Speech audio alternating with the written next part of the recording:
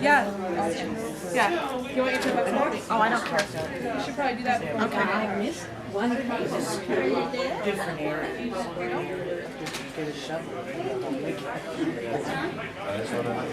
Do you round down?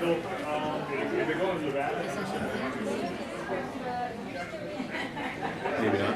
It's a pretty interesting and timely display here. Yeah, this is pretty cool. This is our new alternate format ballot that we've got. And we use that here in the state of Oregon? Yeah, this is a new thing. Actually, I can actually email this to somebody if they have a disability, but they can vote at home if they have a computer. Really? Or a printer. Or we have these systems in each county elections office. We also have portable systems that can go out to voters. And all I got to do is go through the ballot. Select attention. Warning. And view single race contest.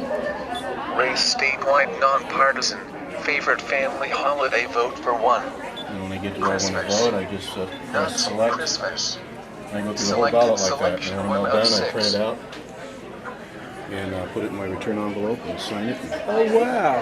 Yeah, it's a pretty cool solution we have. So you travel with this? Excuse me, our speakers are starting to get Oh, ready. good. So Thank you. would like Very good. Well, that's interesting. Maybe I'll come and ask you a little more about that. Thank you. I also have a success story. I also volunteer.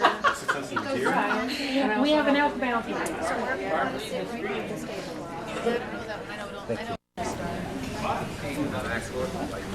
morning, everyone. I am very glad to be here to welcome you to the second annual Options for Success Conference. Yay! Now, for those of you who came last year, you're probably very glad to know why I'm so happy you're here, because last time, remember, we had a huge snowstorm and had to cancel the whole thing. So I'm very, very happy to see everybody here today. My name is Janet Stapley. I'm the conference coordinator and also the facilitator for a group called the Employment Services Network. The Employment Services Network is the group that plans and organizes this conference each year. Next we have coming up is Jean Newton. Jean is with the Oregon Secretary of State's Elections Division and is the program officer for what's known as HAVA, the Help America Vote Act. And this is particularly timely, given we have a big election coming up. But Jean has worked for many years helping to make the voting process and information more accessible to people with disabilities. So this is really exciting to have him here today. Thank you for coming, Jean. Come on up, help me welcome you. My pleasure. Thank you very much for being here. Thank you for this wonderful conference. I've been to several conferences like this in the last year and a half, 2 years, as we've been out promoting what we're doing with accessible voting.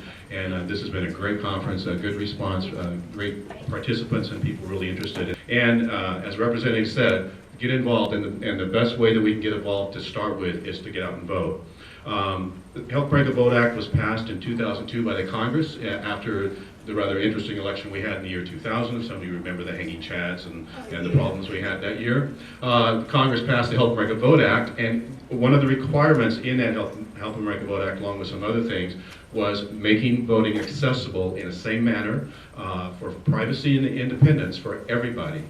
That included people with disabilities, and especially people with disabilities, that is made available in the same way. Now in Oregon, we vote by mail.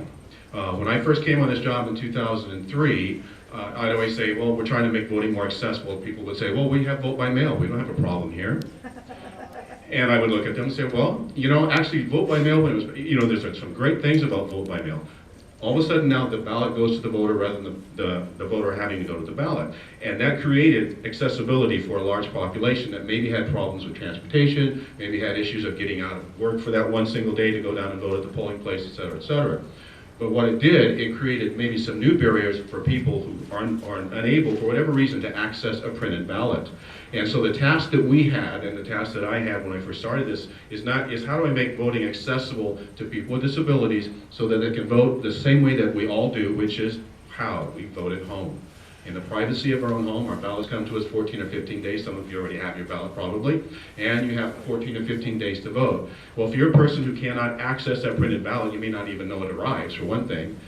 If you're visually impaired, or if you're a person with some kind of a disability that you can't access printed material. So our job was, how do we find a way to get that ballot to people with disabilities so it makes it available?